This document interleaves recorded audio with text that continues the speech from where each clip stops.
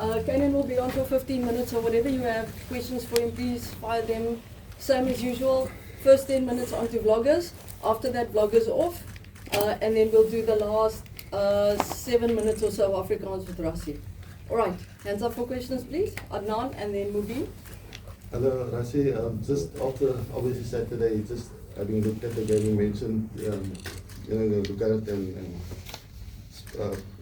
just your thoughts now after having watched it and yeah. Yeah, no, we just had a proper meeting. I think, sorry, damn it. Probably frustration, obviously disappointment, and yeah, at least we know what we did wrong. And I think that's the most important thing. If it was, we played so well, and but they totally outplayed us. I mean, we can't sit here and the rev was good. I mean, we had altitude. There was a lack of crowd in there. 22 points up. But we went through our stuff now. At least we know exactly what we did wrong. Yeah, in a game like that, we couldn't even say we were unlucky. I think there was 4 dead tries where there wasn't even a phase that we say put up. It's an intercept pass here, it's an offload there, and it's a ball that bounced there, which they worked for so hard to be in those positions. So we went through all our facets of the game now. Internally, our team has been announced, so we wouldn't do it today, then everybody thinks it's mind games again. It's just internally the guys know who's playing.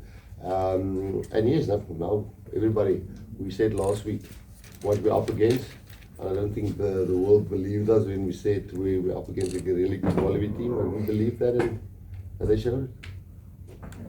Joshua said they were possibly lucky. You mentioned unlucky. He said they were possibly lucky in certain instances, especially when you guys were on attack and going for the line and just traveling to another side.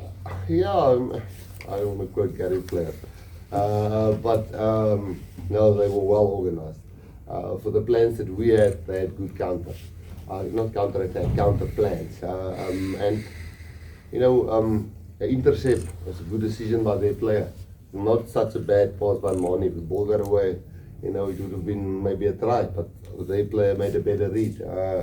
When Andre tried with the offload, it didn't stick and their player was there. So no, we were unlucky, but we were unlucky because they worked hard.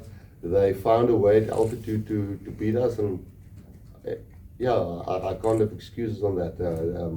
Joe's a good coach, and they've got a bloody good team. Mubin and then Lloyd. Hi Rassie, I can help you guys as well. Rassie, just in terms of, when the Boks always lose when it's backs against the wall, or you guys have a painful loss like Saturday. Yeah. Normally you guys come back really with a vengeance. So just the approach this week, how do you guys take it? Because we see that you guys had this width-to-width play, lots of running rugby, lots of air, but we didn't see a lot of mauling, a lot of line-out scrums as well, but the additional things that work for you guys, the strengths as we know it. Yeah, so is that your approach this week, to go back to those basics of getting the strong defense, getting the good kicking game, set pieces, those type of things, so that the guys like Kanan can actually get some of the freedom and the sort of the width with their foundation, Yeah, Kanan probably better. He can say he was frustrated on how long did it 20 minutes. 20 minutes. It's the thing is, if you play beautiful rugby and you lose, you lose. If you play boring rugby and you win, you win and people are happy. And we were totally on the wrong side of that balance on Saturday. And that's not because Tony coaches that way, and it's not. I think it's a trap that we also fell into against Italy in the first match when we were 25 points up. You tend to think things is now easy, and there's so much space here, and then a team like a proud country like Australia, then they just take the opportunity. So 100% right, we have to do that on Saturday. Rassie, it's obviously unfamiliar territory for you guys and then for everyone watching as well. If you could just give us a sense of, it's unfamiliar territory for the players as well. Yeah. Just give us a sense of what that dressing room was like in the minutes and hours as a team together after Saturday, and then what the messaging has been from you to the players. I mean, has it been firm? What's the kind of stance at the moment and how the players responded? Well, we're only training this afternoon or after lunch, Lloyd, but I know it's I can say different words to describe it, but everybody wants to find the solution, and is it the way, is it the last message in the change room, is it hey, when you 22-0 up, let's put them away, is it forgetting how desperate they are to, they've got the World Cup going in 2 years' time at home, there's so many things that we can find wrong. But then at the end of the day, we have to go look, listen at this move, at this scrum, at this lineup. And I think his question is very valid. We always want to try and keep the traditional way we always play with some other things we're going to get right. I don't think the meeting was bad or in a tense way, because it's all adults. Sometimes we get upset with each other. But I think everybody's in agreement what we have to do to rectify it on Saturday. Hi Rassie, Kainan, just for you, from the players' perspective, what do you feel you guys need to do this week in terms of fixing, correcting the wrongs, and then is there a clarity with what you need to do? Is that clarity? Yeah, great question. I think obviously we're all very disappointed with the performance on Saturday. The guys are hurting, but we did a review, we did our meeting, and I guess like Coach said, now we know what we need to do to get it right this weekend, and our main focus for us is to stack the positives this week and make sure that Saturday when we go out there, we have a clear plan of what we want to do and just execute it on the game. Brandon, I'd just like to know, obviously you have been on the winning side for all your previous days, and suddenly you come on the field and you guys are behind, or the pace is lacking and the Wallabies are picking up.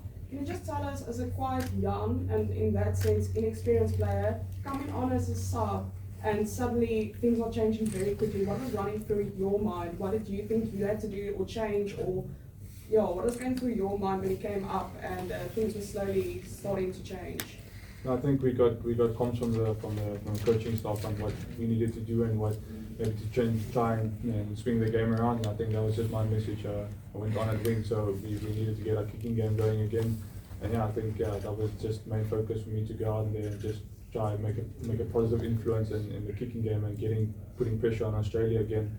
But like I said, we didn't manage to do that, and then we won the pump. And I think like I said, it's very disappointing for us as a team, but we know what we need to do to get it right next week. Stephen, and then Justin. Russ, do you think that there could be an element of conditioning, and I don't mean that in a negative way, I mean it in the sense that obviously things have changed a bit in terms of how teams are picked from different parts of the world, so that whole high-felt factor may not be in your favour anymore. Do you think that might be a point, or is that, Stephen, I think you're 50% right there. I think the one thing is we are chopping and changing teams. But there was a fairly settled team in terms of strategy and feeling pressure, knowing pressure, and so on. Credit to Australia. I mean, the wing is 20, the inside centre is 22, so they haven't played a lot of matches. Skelton comes from France, and he comes into the mix. I mean, their captain is a fairly young guy. I think he's 25, 26. So, but we've used them the last 10 years against them, 67 players. I think now about 70, and it's worked for us.